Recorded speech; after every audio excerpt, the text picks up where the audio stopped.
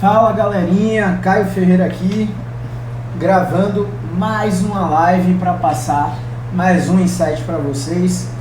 Primeiro de tudo eu quero pedir desculpas a vocês porque ontem a gente não teve como cumprir o nosso combinado de fazer a live na quarta-feira às 9h07. Então, dentre os meus compromissos foi o horário que eu achei para repor essa live agora, às 18h07, né, dessa quinta-feira, mas o hábito é segunda-feira, live 9h07, quarta-feira, live às 9h07 da noite, às 21h07, pontualmente, toda semana. E eu coloquei lá no meu grupo BeExpert no Telegram. Se você é fisioterapeuta, se você é estudante de fisioterapia, você pode participar do meu grupo. Basta clicar no link do perfil. Já são 134 fisioterapeutas nesse grupo. Então, se você não está nesse grupo, só você não está lá. Então, entra lá porque eu deixei a votação para o tema da nossa live de hoje lá no nosso grupo para você escolher. E houve um empate técnico entre dor de cabeça, cefaleias cervicogênicas e dor anterior no joelho. Então, mais uma vez a votação ficou empatada. Eu ainda comentei agora no grupo. Na verdade, eu estou com o computador aqui na minha frente, com o grupo aberto. Eu reencaminhei a enquete para ver se alguém desempatava. Não desempataram. Então, a gente decidiu falar de dor no joelho hoje. Por quê? Porque há 2 semanas atrás a gente já tinha feito uma live sobre dor de cabeça. Então, para não ficar muito repetitivo, apesar de que eu sei que sempre tem audiência nova aqui no Instagram, lá no YouTube, então não teria problema de repetir. Mas como eu vou disponibilizar a live sobre dor de cabeça lá no canal do YouTube, eu decidi falar hoje sobre dor no joelho, beleza? Então vamos lá, galerinha, vamos ao que interessa, né? Vamos saudar a galera que tá aí, 3 pessoas ao vivo. Esse horário é um horário muito difícil da galera entrar, então obrigado você que tá aí. Vocês que não entraram ainda, a live vai ficar salva por 24 horas, então não se preocupa, você vai ter até amanhã às 19h07 da noite para assistir essa live aqui no Instagram, beleza? Então vamos cumprimentar a galera que tá aí. Deixa eu botar logo o marcador do tempo.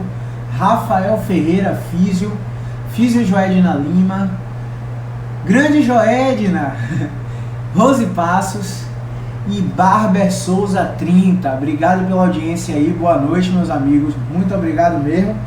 E vamos pra frente, né? Então vamos falar sobre dor no joelho hoje. A dor no joelho hoje constitui cerca de 30% da minha demanda em consultório. Sem sombra de dúvidas, a grande maioria vai lá no consultório por causa de dor lombar. O segundo colocado é dor cervical e o terceiro colocado é dor no joelho, quase que empatando com dor no ombro, tá bom? Então a gente vai falar hoje sobre dor no joelho e eu vou primeiro pedir a vocês que a gente separe a dor no joelho em 2 grandes grupos. Então o primeiro grande grupo é a dor no joelho de origem traumática, tá? E o segundo grande grupo é a dor no joelho de origem atraumática, ou seja, aquela dor que surgiu sem razão aparente. Você que estava assistindo um filme lá, Minha Mãe é uma Peça 3, que estava em cartaz, ficou cerca de 2 horas sentado, quando levantou sentiu aquele estalo com dor no joelho, você não teve trauma, você simplesmente ficou em uma posição mantida por período prolongado e por causa disso, esse é um dos fatores, você desencadeou uma dor no joelho inespecífica. Então vamos separar em 2 grandes grupos, as lesões traumáticas e as lesões atraumáticas. Nessa live eu vou dar preferência a falar das lesões atraumáticas, porque são a grande maioria que eu atendo lá no consultório, beleza? Então vamos lá. O que pode gerar uma lesão, uma dor no joelho, uma lesão no joelho? Primeiro, traumática. Uma queda, não é isso? Você caiu no chão, do nada desenvolveu uma dor, tomou uma topada. Um entorse, sabe quando você está andando do nada, aí você pisa naquela quina do meio fio, aí seu tornozelo vira, seu joelho desarma, para você ter um reflexo que é neurológico de endireitamento, baseado no controle tônico postural, que é regulado pelo cerebelo, estrutura riquíssima, que faz ajustes antecipatórios para prevenir riscos de queda. Então você programando realizar uma marcha natural e aí do nada você pisou no meio fio e aí virou tornozelo, desarmou o joelho para não cair no chão. Você teve uma estratégia protetora, mas não é todo mundo que tem essa estratégia. Tem pessoas que simplesmente desabam mesmo, porque não fazem atividade física ao longo da vida, sempre está muito tempo sedentário, então a velocidade de reação muscular, de ajuste antecipatório é muito reduzida, principalmente em idosos que têm risco de queda iminente, tá bom? Então entorse é um motivo de dor, de lesão no joelho, uma pancada, um tostão, jogador de futebol mesmo, caramba, de vez em quando toma umas entradas, aí fica com aqueles hematomas na coxa, próximo do joelho, dificultando a circulação e a redução da irrigação sanguínea, juntamente com a redução do fluxo nervoso para o joelho, são possíveis causas de dor, tá? Um acidente automobilístico, acidente de carro, acidente de moto, uma freada brusca, uma batida de frente, mesmo que leve, você está preso ao cinto de segurança. Então, existe uma força física chamada inércia. O princípio da inércia diz que um corpo tende a estar em movimento a depender do seu referencial. Então, se o carro estava em movimento, você teve uma freada brusca, então seu corpo continua por frações de segundo em movimento, travado pelo cinto, então você tem força de cisalhamento no quadril, força de cisalhamento no joelho e força de cisalhamento na cervical, que são estruturas que não estavam presas ao cinto de segurança. Um exemplo, e quando a batida é um pouco mais forte, o impacto frontal bate naquele joelho que está dobrado, e esse joelho gera uma força de cisalhamento que vai na articulação. Entenda como força de cisalhamento, ó pessoal, aqui está minha coxa e aqui está minha perna, aqui é a articulação do joelho, ela dobra e estica, tá? Esse seria o movimento natural, e a força de cisalhamento seriam forças que fariam isso nas articulações, ó. Forças de translação anterior, de translação lateral, de translação posterior, gerando sobrecarga de estruturas passivas que conectam osso a osso, osso a articulação, a cápsula, ligamento, por aí vai, beleza? Então, essas forças de cisalhamento em caso de acidente poderiam gerar dores de joelho de origem traumática. Outras possíveis causas de dores no joelho, do tipo atraumática.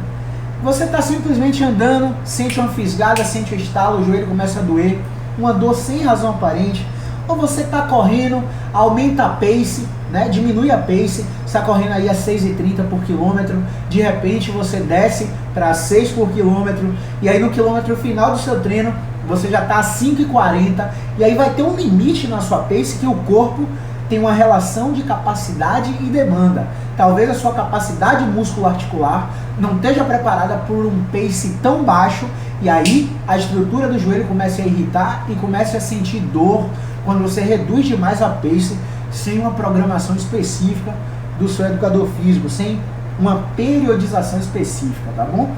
Galera que tem pergunta, clica nessa caixinha de interrogação aí, manda sua pergunta que já eu paro para responder, beleza? Vou tomar uma aguinha aqui, que eu já tô ficando rouco. Então vamos nessa.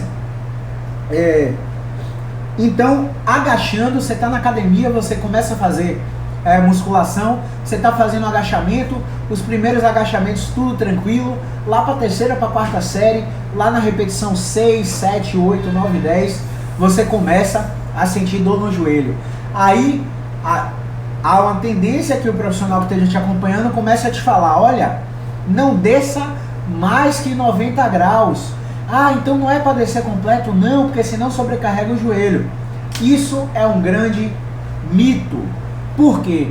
Se você desce a 90 graus, o agachamento exerce máximo pico de torque na articulação do joelho.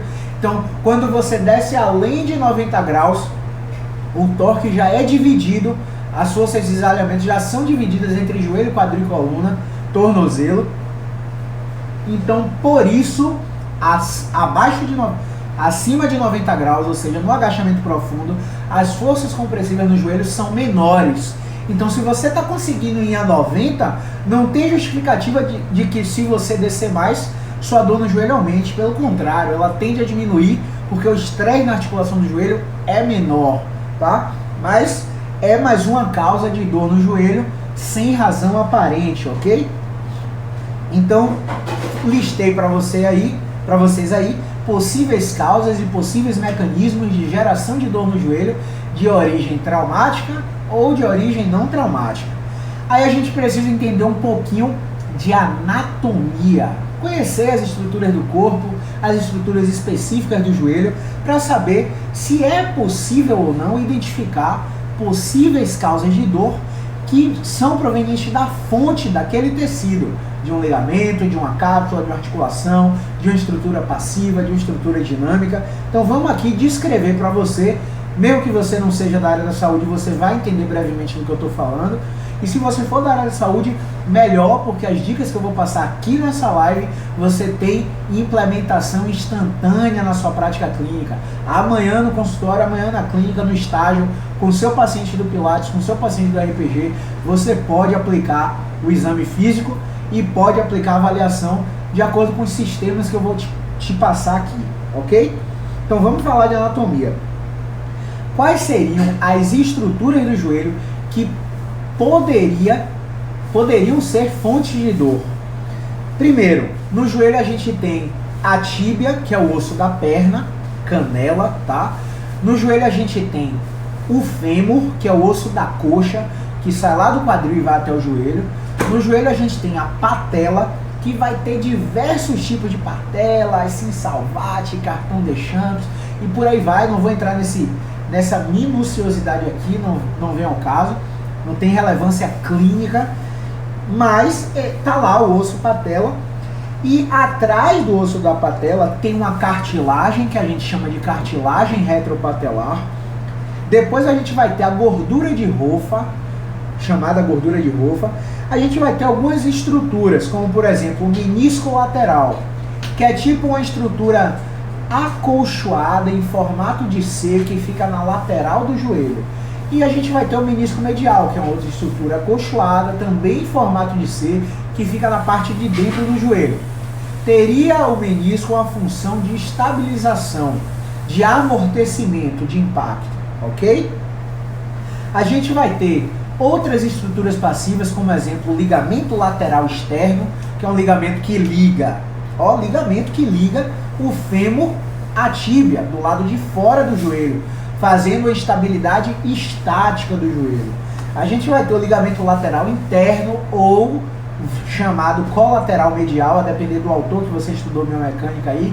Tem o Capandi, tem a Susan Hall, tem diversos autores. Tem o Newman, Donald Newman, que é um dos principais autores de biomecânica, do livro Cinesioterapia do Aparelho Músculo-Esquelético, tá? Cinesiologia do Aparelho Músculo-Esquelético, muito bom livro. A gente vai ter ligamento cruzado anterior. Ligamento cruzado anterior vai ligar internamente a coxa à tíbia, a coxa à perna, e ele vai sair de trás do fêmur até a parte anterior da tíbia, e ele vai fazer a estabilização da translação anterior da tíbia. Traduz isso para a clínica, pelo amor de Deus, Caio. Vamos dizer que você está correndo, e aí do nada você tem que fazer uma mudança de direção. Você faz um mecanismo de pivô na perna que está de apoio. Imagina que você está correndo, e aí você para com a perna direita, dobra o joelho, faz uma semiflexão e faz um tiro para o lado esquerdo. Nesse momento, a perna direita que está em pivô tem que ficar estática, e o joelho e a coxa vai rodar para dentro para você dar esse arranque para mudar de direção. Nessas mudanças de direção, o joelho tende a sofrer, tende a gritar, e são estruturas como o ligamento cruzado anterior que impedem forças de cisalhamento na articulação do joelho. A gente vai ter o ligamento cruzado posterior, tá?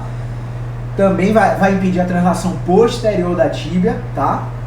A gente vai ter o canto posterolateral, lesão famosíssima de quem teve lesão de canto posterolateral, nunca esquece. Uma reabilitação demorada, relativamente de 6 a 8 meses em protocolos conservadores. Eu conheço pacientes que foram reabilitados em menos de 6 meses e tiveram recidiva do quadro. Então, nessas lesões traumáticas de joelho, é muito importante respeitar o prazo. E aí não adianta, cara, eu quero fazer 5 sessões por semana. Não adianta, eu não vou te ajudar. Eu só vou te ajudar se você vir aqui 2 vezes, 3 vezes e fizer essa tarefa de casa. Venha 2 vezes, 3 vezes e faça. Ah, mas eu quero acelerar. Não adianta, a gente precisa usar o tempo a nosso favor nesses casos, tá bom? A gente vai ter aí o tendão do poplíteo. Sabe aquela vovozinha que fizeram a ultrassonografia do joelho dela e encontraram cisto de Baker, uma coleção cística sinovial dentro da articulação do joelho, que incha, gera edema, aí tem que fazer punção para tirar o líquido, aí 2 meses depois o cisto está lá de novo, aí abre a vovozinha, opera a vovozinha, aí o cisto está lá de novo. Então, o cisto de Baker acontece nessa região posterior do joelho, que a gente chama de região poplítea. Então a gente tem um tendão do músculo poplíteo ali, que pode ser uma estrutura anatômica causadora de dor, tá? A gente tem aí as tendinites do tendão patelar, do ligamento patelar, que liga a patela à tíbia na parte da frente.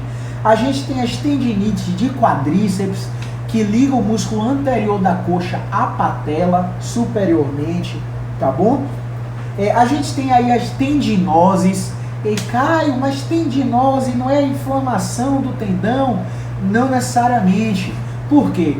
Análises histológicas em laboratórios de microscopia coletaram tecidos de tendões classificados como tendinose e não encontraram colecistoquininas, não encontraram prostaglandinas, ciclooxigenases do tipo 2, que são substâncias que provocam a inflamação do tecido. Então a tendinose classificaria mais, seria fundamental classificar melhor a tendinose como um processo degenerativo, um processo de adaptação do tendão e não como um processo inflamatório. Afinal, cargas e mais cargas d'água de pacientes chegam em consultório utilizando anti-inflamatórios de alto espectro como arcóxias, inibidores de ciclooxigenase 2, Ettore e diversos outros anti-inflamatórios muito fortes. E que diacho de inflamação é essa que não cessa? Se você não tem uma doença autoimune, uma doença sistêmica reumática, a inflamação vai cessar em 21 dias. 21 dias o processo de remodelação já começou, o tecido que estava lesionado já começou a remodelar, a cicatrizar, a proliferar, e a inflamação já não é mais fonte de dor nesse joelho. Então, que diabo de inflamação é essa que você está tomando anti-inflamatório há 3 meses e ainda não passou? Então vamos questionar o sistema, porque tem alguma coisa de muito errado aí. E tem as famosas condropatias ou condromalácias patelares. Disse que a condropatia patelar é um processo degenerativo da cartilagem que fica atrás da patela, chamada cartilagem retropatelar. Então, muito se diz que a fonte geradora de dor na condromalácia seria um mecanismo de rotação para dentro da coxa quando a gente agacha, quando a gente desce escada, quando a gente anda, quando a gente sobe escada. E essa rotação para dentro da coxa faria com que o osso do fêmur, os côndilos femorais, batessem de forma repetida na parte posterior da patela, e isso geraria um mecanismo de nocicepção, e esse mecanismo poderia causar dor. Então, a gente vai ver que nocicepção é só um nervo que informa alguma coisa ao cérebro. Não necessariamente, ele não é um nervo de dor. A dor só vai ser interpretada pelo cérebro se houver ameaça potencial ou se houver uma informação nocebo passada para esse paciente. Caio, pelo amor de Deus, traduz nocebo uma informação negativa, pessoal, que geralmente um profissional de saúde passa, que não é baseado em evidência científica e que gera comportamento de medo e evitação no paciente. Então veja bem, se você chega para mim, deixa eu beber uma aguinha aqui, tô soluçando pra caramba. Tem pergunta, galera? Clica aí na interrogaçãozinha e manda sua pergunta que eu já vou parar para responder.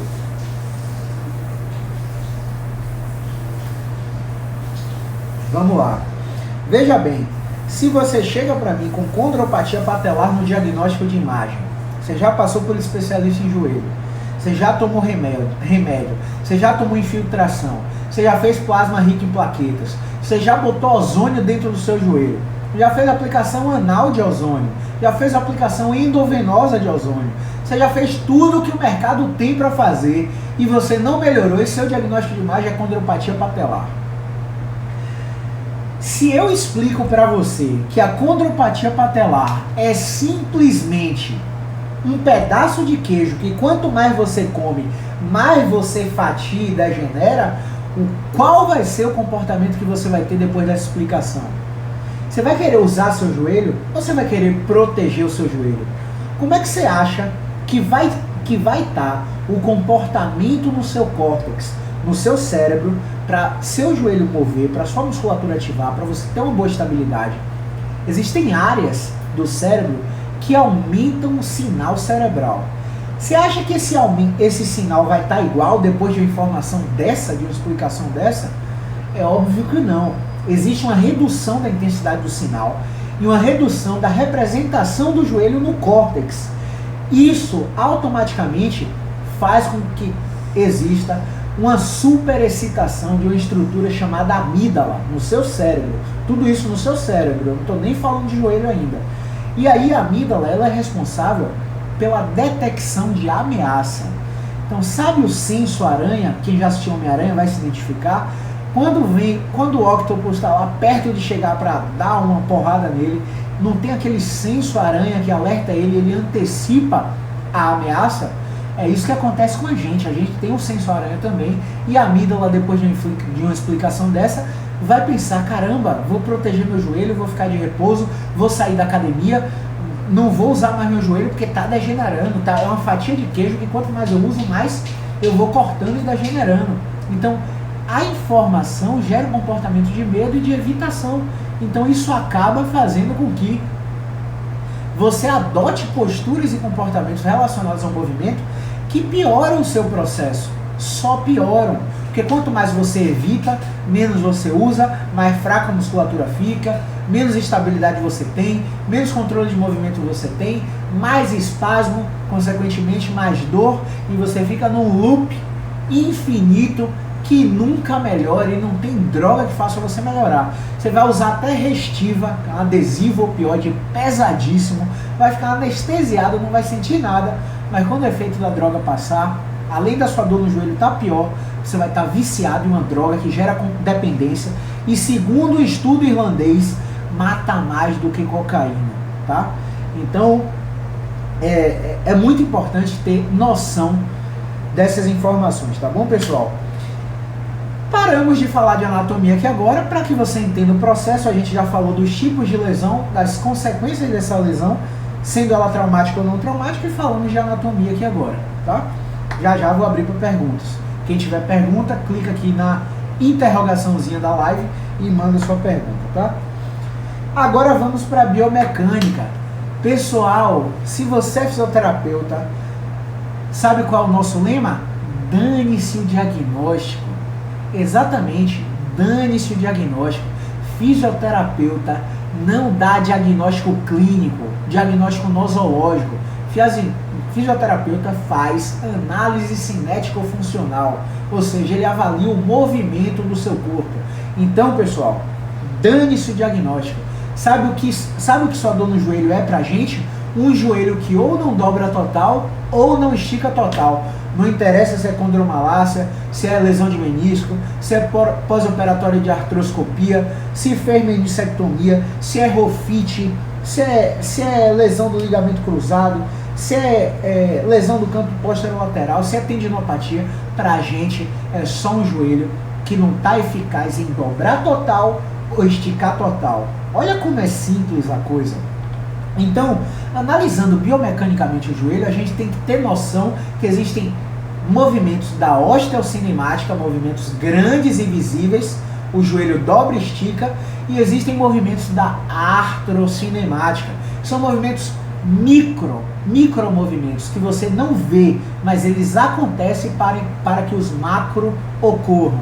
Então vamos lá, para o seu joelho dobrar, existe um deslizamento anterior do fêmur e um rolamento posterior do fêmur. Seu joelho não simplesmente dobra e faz isso. Existe um micromovimento acontecendo ali. Para o seu joelho esticar, você está com o joelho dobrado, existe um rolamento anterior da tíbia e um deslizamento posterior da tíbia. Então tudo isso está acontecendo de forma simultânea e você não está vendo. Mas se você estudou biomecânica, você sabe que se eu quiser facilitar a flexão, eu tenho que facilitar esse deslizamento e enrolamento. E se eu quiser facilitar a extensão, eu tenho que também facilitar esse deslocamento e rolamento, e isso pensando no plano sagital, numa linha de movimento, beleza? Então é aí que entra a grande técnica chamada terapia manual ortopédica, porque o fisioterapeuta vai utilizar a terapia manual intraarticular nesse joelho para que ele ganhe movimento de extensão, movimento de esticar total, ou para que ele ganhe movimento de flexão, movimento de dobrar total, beleza? Só que além do plano sagital, existem planos transversos, planos longitudinais, eixos de movimento diferentes de dobrar e esticar. E aí esses eixos de movimento vão se comportar em dois tipos também. O primeiro tipo é na cadeia cinética aberta. Caio, traduz isso para mim. Quando o seu quadril está fixo e sua perna está solta no vento e você está esticando e dobrando o seu joelho, o movimento dentro do joelho acontece de uma forma. Agora, quando os seus pés estão fixos e o seu joelho está dobrando e esticando e o ponto móvel é o seu quadril, ou seja, quando você está agachando, a mecânica dentro da articulação do joelho é completamente diferente. Então, basicamente, só para exemplificar para vocês, quando eu estou aqui levantando da cadeira, tá? Estou levantando da cadeira, basicamente a minha coxa, ela fez a rotação para fora. Eu ativei o bumbum. Quando eu estou descendo, a minha coxa está fazendo a rotação para dentro. E isso acontece de forma oposta na tíbia. Quando eu estou subindo, a tíbia está rodando para dentro, e quando eu estou descendo, a tíbia está rodando para fora. E por que eu estou falando isso para você? Porque conhecer a mecânica, a artrocinemática, a osteocinemática da articulação do joelho vai fazer com que você perceba, olha só, de 75 a 60 graus de joelho eu estou sentindo dor no agachamento. Você sabe que nessa angulação existem estruturas que estão sendo sobrecarregadas e estruturas que estão sendo relaxadas. Então você sabe que a depender da angulação que o paciente sinta dor no joelho, você sabe qual estrutura basicamente está sendo afetada, beleza? Então é muito importante distinguir a cadeia cinética aberta da cadeia cinética fechada. Esse mesmo exemplo que eu te dei do sentar levantar é na cadeia cinética fechada, porque o meu pé está fixo, percebeu isso? Só que existe um movimento oposto que é na cadeia cinética aberta, que é quando você está sentado e você estica o joelho na cadeira extensora de uma academia, por exemplo. Ou então você é capoeirista, está dando, não sei se é martelo ou se é bênção, você é karateca, você está dando maigeri, você está na cadeia cinética funcional. Ela é aberta no membro inferior que está chutando e ela é fechada no membro inferior que está em apoio. Então é imprescindível que você entenda os conceitos de cadeia cinética aberta, cadeia cinética fechada e cadeia cinética funcional para fazer uma análise específica do movimento do seu paciente e saber mais ou menos que estrutura está sendo afetada, a depender da angulação que você esteja examinando, tá? Passados os conceitos de biomecânica, eu preciso clarear para você que existem testes de movimento. Então vamos lá. Será que uma dor no joelho pode estar sendo causada por um tornozelo? Sim ou não? O que é que vocês acham? Dá um tempinho aí para vocês responderem. Galera que tiver pergunta, clica na interrogaçãozinha aqui da live e manda a sua pergunta, tá? Já já a gente para responder. Será que uma dor no joelho pode estar sendo causada pelo seu quadril? E aí? O que é que vocês acham? Você acha que é possível? Ah, Caio, mas meu joelho que dói. Você está me dizendo que o tornozelo, que o quadril é a causa? Não sei. E aí, o que é que vocês acham? Será que uma dor no joelho pode estar sendo causada por sua coluna lombar? O que é que vocês acham? Até agora eu só falei de joelho. Agora eu estou questionando vocês se vocês acreditam que sua dor no joelho pode estar vindo de outra região. Beleza. Beneve acreditou que sim aí. Então tá. Então, nos testes de movimento, você tem que examinar todas as articulações subjacentes ao joelho. Descartar as fontes de dores de origem mecânica das outras articulações. Quantos movimentos o tornozelo tem, galera? Tornozelo tem dorsiflexão, tem plantiflexão, tem inversão, tem eversão, beleza? Você tem que testar todos e comparar o lado que dói e o lado que não dói. Porque o que vai acontecer? Às vezes quando você faz a eversão do tornozelo, o paciente sente dor lateral do joelho. Porque na eversão acontece um mecanismo, acontece uma cascata ascendente, onde a tíbia e a fíbula gera um mecanismo na sindesmose, que é uma outra estrutura que liga tíbia e fíbula. Essa membrana interóssea é estressada quando você faz a eversão e a tíbia simplesmente afasta, sobe e roda externo. E isso vai fazer com que o paciente tenha um estresse lá na cabeça da fíbula. E quem é que está inserido na cabeça da fíbula? O bíceps femoral, que é a musculatura posterior da coxa, onde corredores, triatletas, ciclistas, jogadores de futebol tem muitas lesões musculares, verdade ou não? Não estou fazendo nada aqui, não estou falando nada aqui de cadeia lesional. Eu estou te explicando de anatomia e fundamentando por que eu testo o tornozelo do meu paciente com dor no joelho, tá? Às vezes você vai testar o tornozelo e não vai reproduzir a dor no joelho dele. Às vezes, na minha prática clínica, dorsiflexão e eversão são os testes de movimento no tornozelo que mais afetam o joelho. Às vezes na dorsiflexão, o seu paciente vai sentir uma dor anterior no joelho. Às vezes na eversão, o seu paciente vai sentir uma dor na lateral do joelho. Eu não sei se você sabe, talvez você saiba, talvez não, se você é meu seguidor raiz. Em 2014 a gente fez o trabalho de conclusão de curso só sobre dor anterior do joelho. Coletamos 22 artigos científicos, fizemos a revisão da literatura e a gente teve a orientação do grande André Neves, fisioterapeuta lá do Esquadrão do Bahia, da OrtoClean, grande fisioterapeuta, osteopata, minha referência. E a gente fez esse trabalho e foi muito legal porque a gente teve uma fonte bibliográfica da Shirley Sarman. Se você é fisioterapeuta e não conhece a Shirley Sarman, pelo amor de Deus, se jogue da janela. Se você é fisioterapeuta e trabalha na área de ortopedia e musculoesquelética. No livro da Sarman, ela simplesmente fala de síndromes de disfunções do movimento, tá? Sistemas de disfunções das síndromes de movimento. E no livro dela, ela tem um capítulo onde ela fala de um teste no hálux, no polegar, do flexor longo do hálux, fazendo com que o pé desse atleta, desse paciente, desabe em pronação, gerando um mecanismo de abdução da tíbia com rotação interna do fêmur e afetando o tornozelo. É uma lesão ascendente e biomecânica. Tem plausibilidade. Eu não estou falando de cadeia lesional, estou falando só de estrutura anatômica aqui. Então, na minha prática clínica, quando eu testo o tornozelo do meu paciente, a dorsiflexão geralmente reproduz a dor anterior do joelho e a eversão geralmente reproduz a dor na lateral do joelho. Beleza? Então é por isso que você deve testar o tornozelo do seu paciente com dor no joelho, tá bom?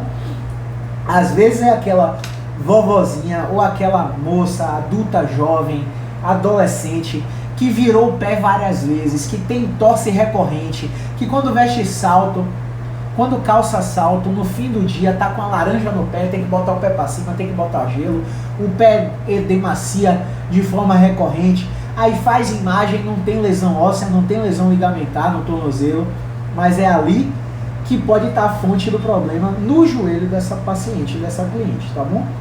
Então vamos lá. Será que uma dor no joelho pode ser causada pelo quadril? Quais são os movimentos do quadril? O quadril faz abdução, o quadril faz adução, o quadril faz rotação interna, o quadril faz rotação externa, o quadril faz flexão, o quadril faz extensão.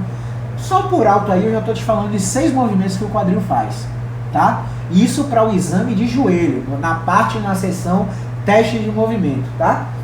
Então eu vou testar se algum dos movimentos do meu quadril reproduz a dor no joelho do paciente. E para isso eu posso pedir que ele execute todos esses movimentos. E para quadril, pessoal, como é uma articulação grande, eu caio, isso não tem livro, isso você não aprende em faculdade, isso é insight de prática clínica. Nenhum curso me ensinou isso.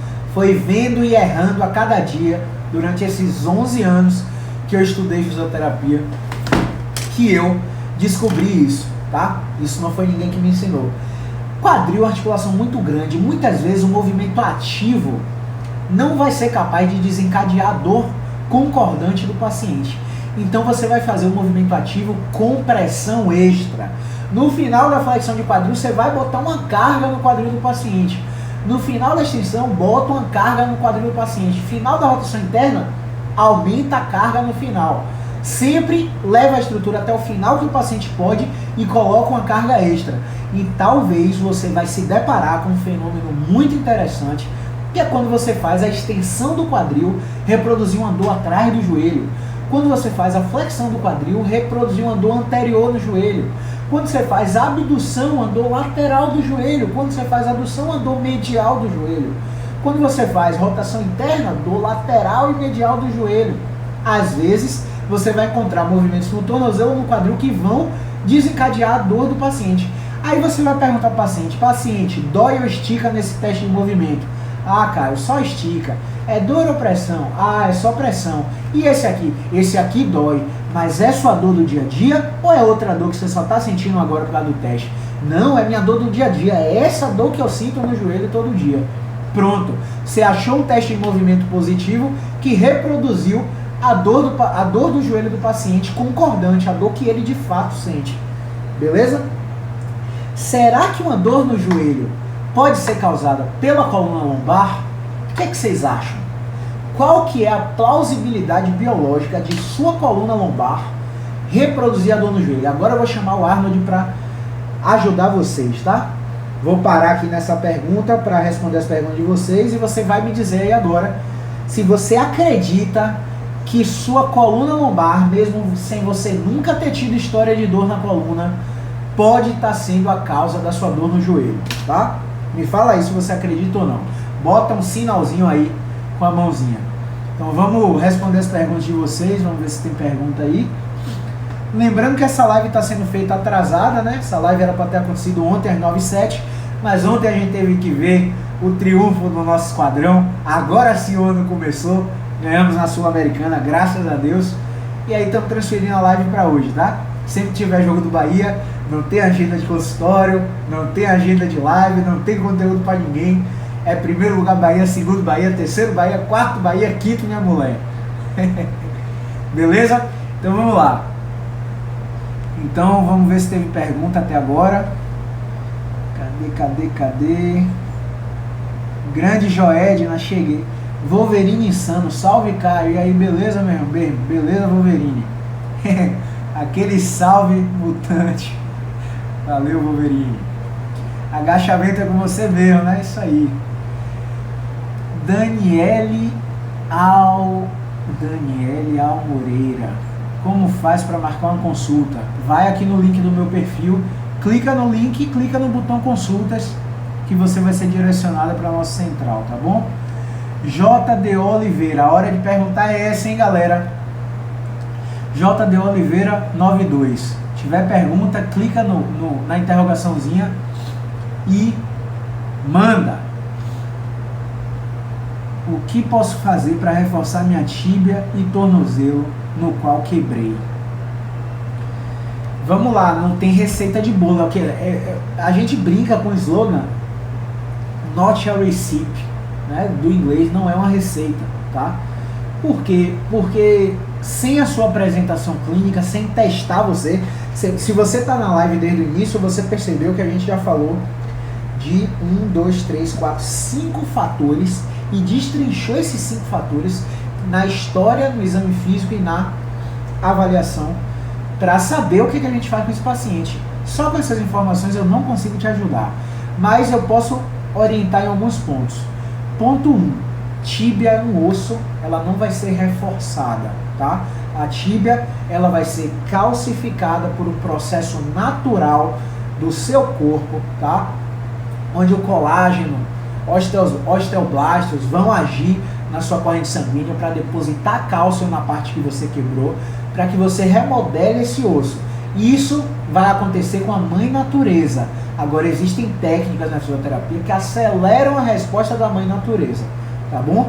Então, Não existe o termo reforçar a tíbia, mas entendi o que você quis dizer. Talvez o problema não seja a força, você precisa ser avaliado. E tornozelo qual quebrei? Você precisa ser avaliado, tá? Não dá pra gente te ajudar assim não. Agora procura um fisioterapeuta. Cadê? Sem mais perguntas, né? Indo pra aula tendo essa revisão é top. Se for dia de prova e cair joelho então, hein, Filipão? Ave Maria, vai tirar 10 nessa prova, viu? Vamos nessa. Cadê? Grande Itamar, referência nacional em fisioterapia ortopédica. Obrigado pela audiência. Beneve. Você é top, irmão. Obrigado, meu irmão.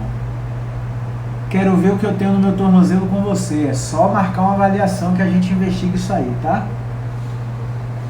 Nutri Carol, boa noite. Gostei do assunto em discussão, obrigado. O objetivo é somar na vida de vocês aí. E aí, o que é que vocês acham? Vocês não me responderam. O que é que você acha sobre a lombar que você nunca teve dor causar uma dor lá no joelho? Cara, eu tô com essa dor no joelho há 3 meses. Já fiz ressonância, não achei nada. Tomei infiltração, não melhorei. Já usei remédio, não melhorei. Já apliquei Civinsk, ozônio, plasma rico em plaquetas.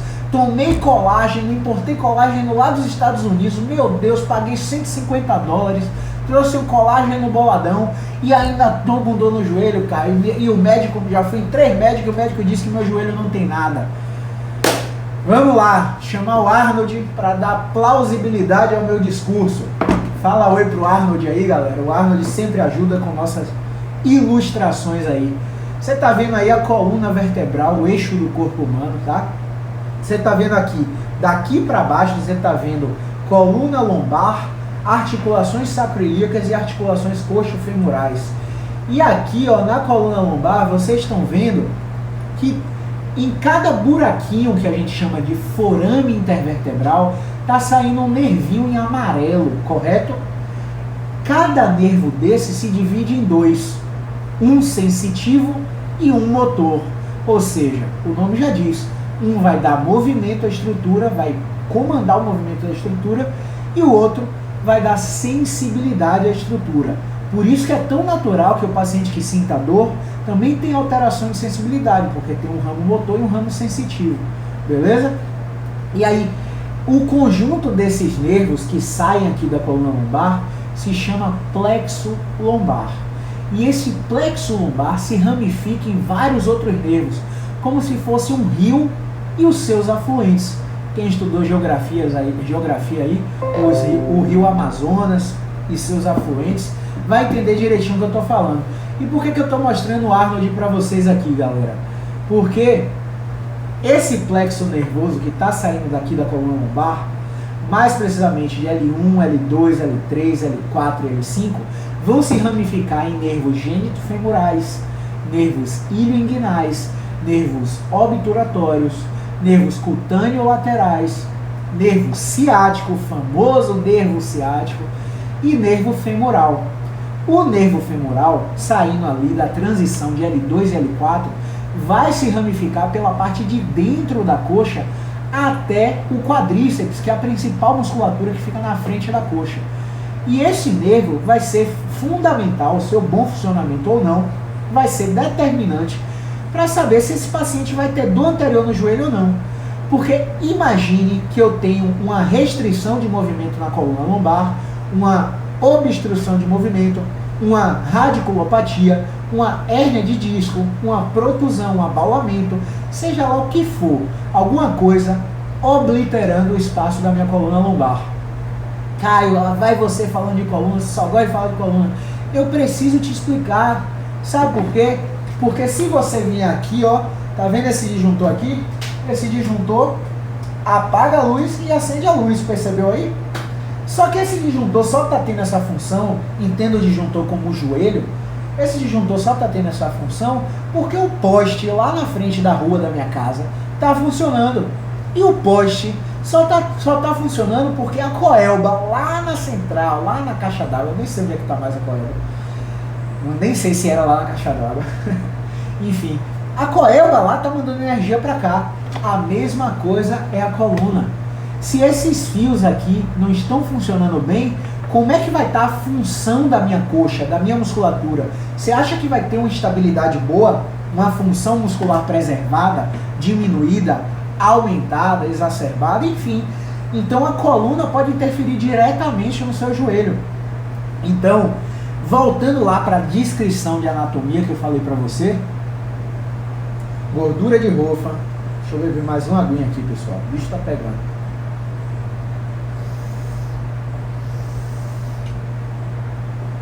Vamos lá. Gordura de rofa, LCA, LCP, canto posterolateral, tendão do poplíteo, menisco lateral, menisco medial, ligamento lateral externo, ligamento lateral interno, tendinites, tendinose, condropatias. Todas essas estruturas do joelho têm testes específicos no exame físico. Quando você está sendo avaliado, eu, Caio, ou qualquer fisioterapeuta que te avaliar, tem por obrigação testar todas essas estruturas. E no teste, vai reproduzir a dor concordante do paciente ou não. Aí você se depara com um paciente que chegou com dor no joelho, sem achado de imagem, ou até com achado de imagem que não justifique a dor do paciente. Você vai testar tudo isso aqui e tudo vai dar negativo. E agora, cara, o que é que você faz? Você descartou a estrutura, a extremidade. Agora você tem que ir para tornozelo, tem que ir para quadril, tem que ir para coluna lombar, para saber se a causa dessa dor no joelho não está em outro lugar, porque o corpo é uma interligação só. Então a resposta é sim. Sua coluna, mesmo que você nunca teve história de dor na coluna, pode estar sendo a fonte da sua dor no joelho. Tem um grande estudo chamado KISS. KISS não. Como é o nome do estudo, meu Deus? ESPOS, que é o Extremity Pain of Spinal Source. Acho que é isso. Extremity Pains of Spinal Source. Do inglês, dores de extremidade que tem como fonte a coluna. Bota aí no Google, ESPOS Study, tá? Você vai achar um grupo de pesquisa que pegou diversos pacientes, salvo engano, 360 pacientes, com dor na extremidade, ou seja, dor em quadril, joelho ou tornozelo, ou dor em ombro, cotovelo e punho, e examinaram a coluna desses pacientes. E aí, no final do estudo, eles concluíram que 43,9% dos pacientes que tinham dor na extremidade tinham como fonte a coluna. Ou seja, tratando a coluna, melhoraram da extremidade. Então, é uma coisa que só vem confirmar o que a gente vê na prática clínica. Às vezes, o paciente não me procura achando que eu só trato coluna. Mas é justamente por tratar a coluna que a gente tem um embasamento maior da extremidade. Porque a maioria dos fisioterapeutas sai da faculdade sabendo tratar a extremidade e sem saber nada de coluna. Aí o que acontece? Ele trata a extremidade bem, e aí quando a fonte está envolvida a coluna, ele trata extremidade, o paciente não melhora. Então, se você é fisioterapeuta e está querendo trabalhar com musculoesquelética, você tem que avaliar a coluna bem. Porque quando você descarta a coluna, fica fácil atirar como um sniper e acertar se a fonte do sintoma do paciente é a extremidade ou é a coluna. Beleza?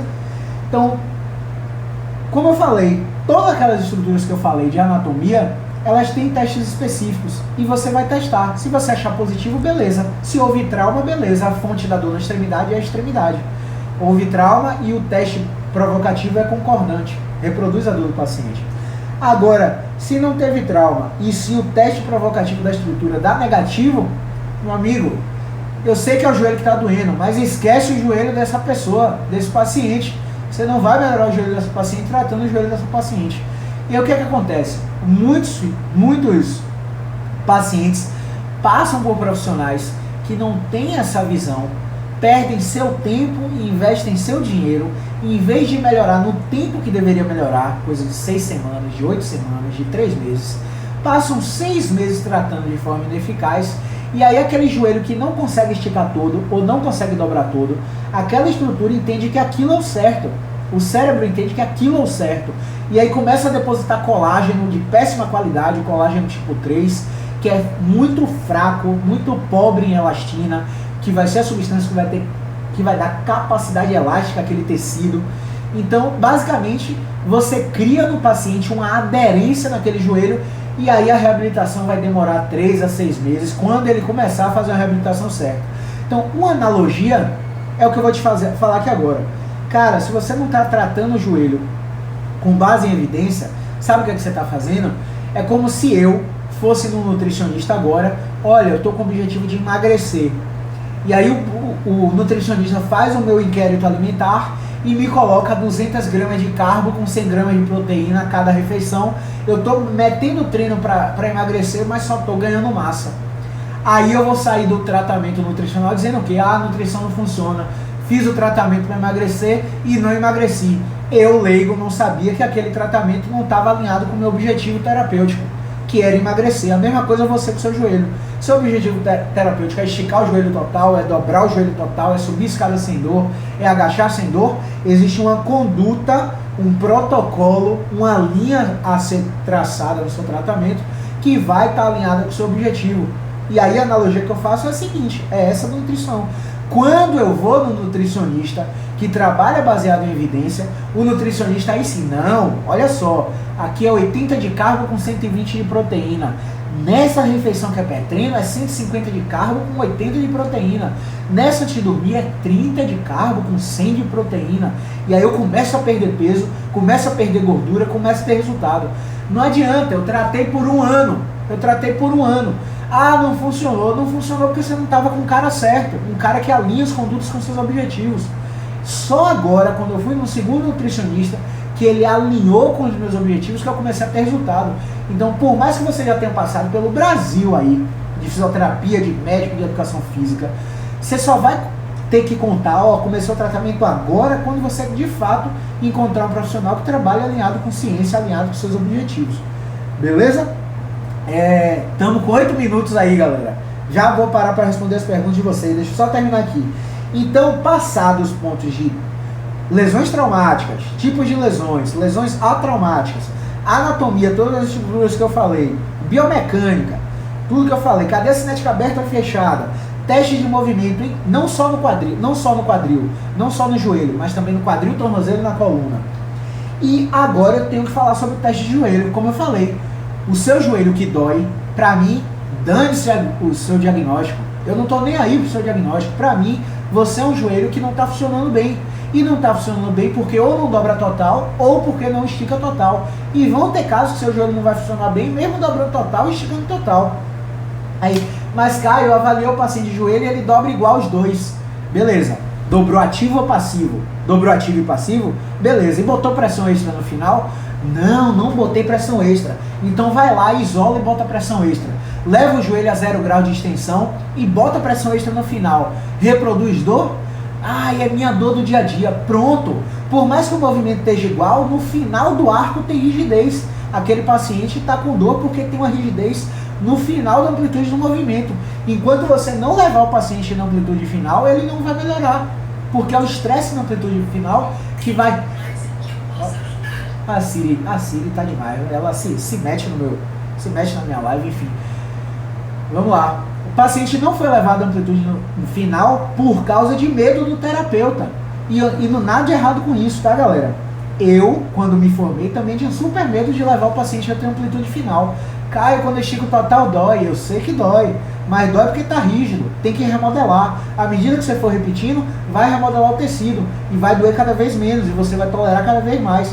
E aí você fica com medo de expor o paciente à amplitude final, o paciente vai levando cada vez mais aderência, não dobra total, não estica total, só piora de quadro, vira um paciente crônico com fator biopsicossocial, ou seja, ele já está ansioso, preocupado, depressivo, tomou o remédio, não funcionou, já não dorme direito, e aí fica com um loop infinito, catastrofizando o movimento, que agora ele tem medo de mover, porque o fisioterapeuta moveu ele piorou. Então você precisa dosar.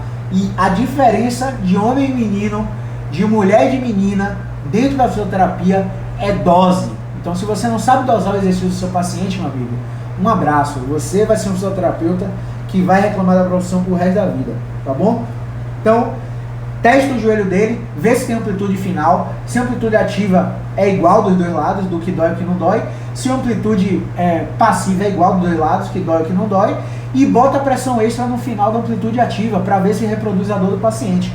Para nós fisioterapeutas é só mais um joelho que ou não dobra total ou não estica total, tá bom? Então vamos lá, finalizando aqui. Passado todos esses testes de avaliação, você tem que confirmar, é mecânico?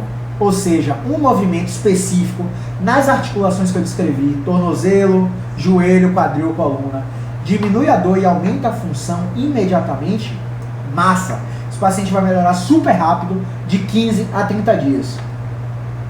É mecânico, mas tem fator biopsicossocial envolvido, você até achou o movimento que melhora ele, mas o paciente já passou de 3 meses de dor.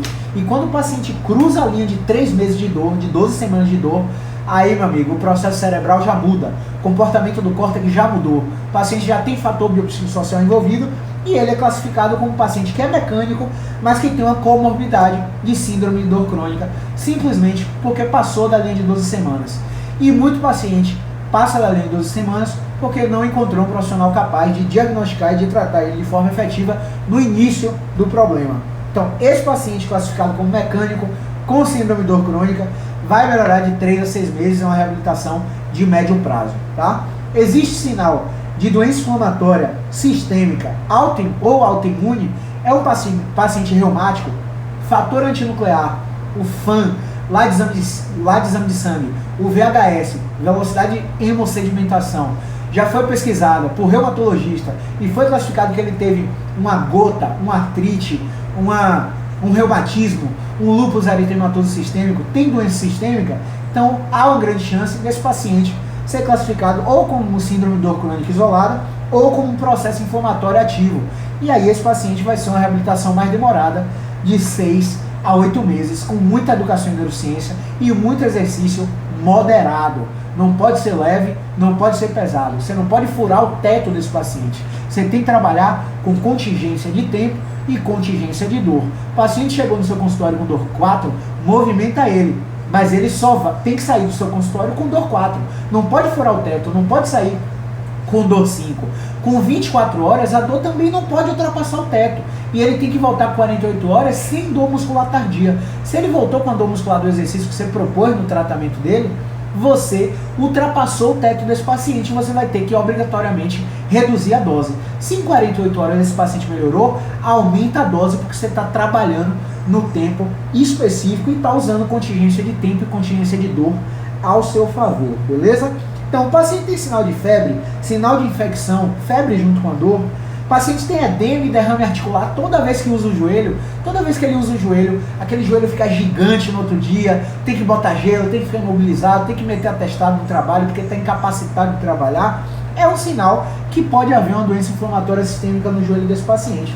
E aí, no final de tudo isso, você conseguir identificar se a fonte do sintoma da sua dor no joelho vem da extremidade ou vem da coluna, ou isto é, tornozelo, quadril, joelho, coluna, quem é que é o criminoso? A verdade é que todos podem ser, ou algum deles, ou um deles isoladamente pode ser. E você tem que ser um fisioterapeuta sniper para ter uma avaliação fidedigna para saber qual é a fonte do sintoma do seu paciente. Então, para finalizar, tratamento. Esquece o diagnóstico, dane-se o diagnóstico, foco na função. Existem técnicas como o PNF, facilitação neuromuscular proprioceptiva, que você pode utilizar ativando a musculatura desse paciente por irradiação, ganhando a dobradura do joelho, ganhando a extensão do joelho, sem sequer tocar no joelho desse paciente. E aí você trabalha com técnicas de cognição, porque você está tocando em outra região, o paciente está com foco de atenção em outro lugar e nem está percebendo que o seu joelho está sendo ativado lá por uma técnica indireta.